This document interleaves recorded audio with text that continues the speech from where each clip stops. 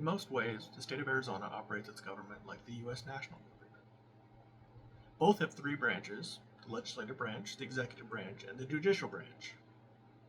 In this way, they both have a separation of power, with the president or governor's veto, judicial review, and legislative oversight. Both of them have a written constitution, although the Arizona Constitution is much longer and more detailed. Both have a Declaration of Individual Rights. In both of these systems of government, the legislators and the executives are elected by the people.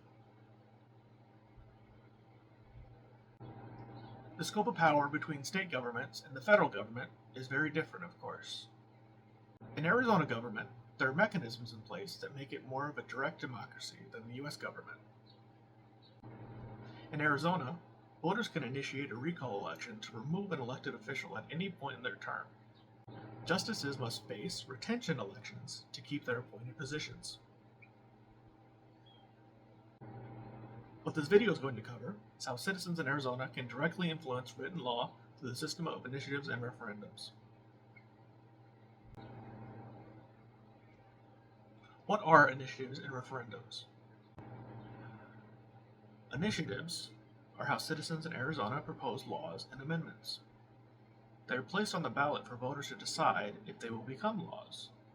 Referendums are similar, except that the proposed law has already been initiated and passed by the state legislature. This is how they work. The initiative process is managed by the Arizona Secretary of State, which is an elected position in Arizona.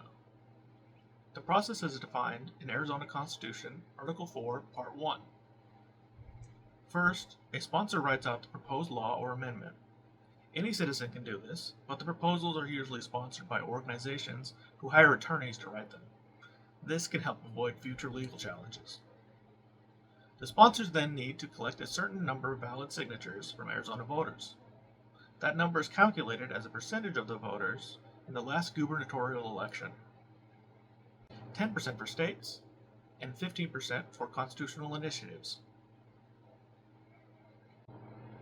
Then, the Secretary of State validates the signatures, and it goes to the ballot.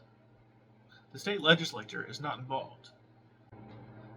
The voters basically take the place of the legislature.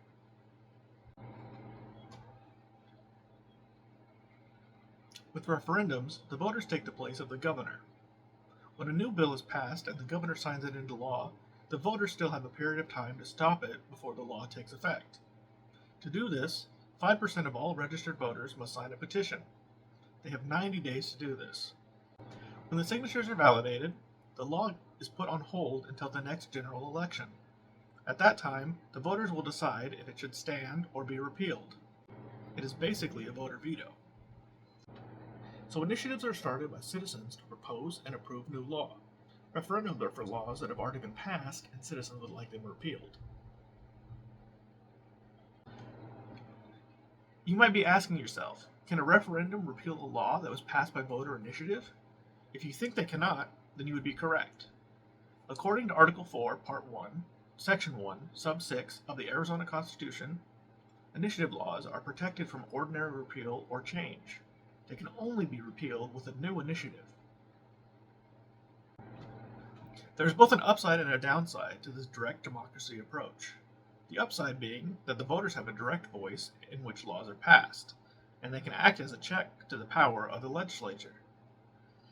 The downside is that individuals tend to be easily influenced by groups that can pay for a lot of advertising and social media campaigns.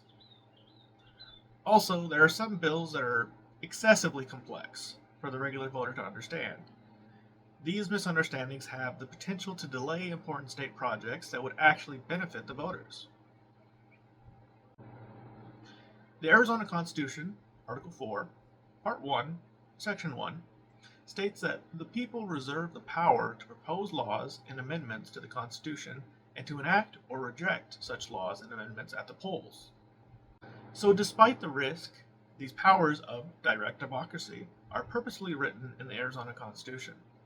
It is up to the citizen to make sure he is informed and prepared to participate in that process and in this democracy.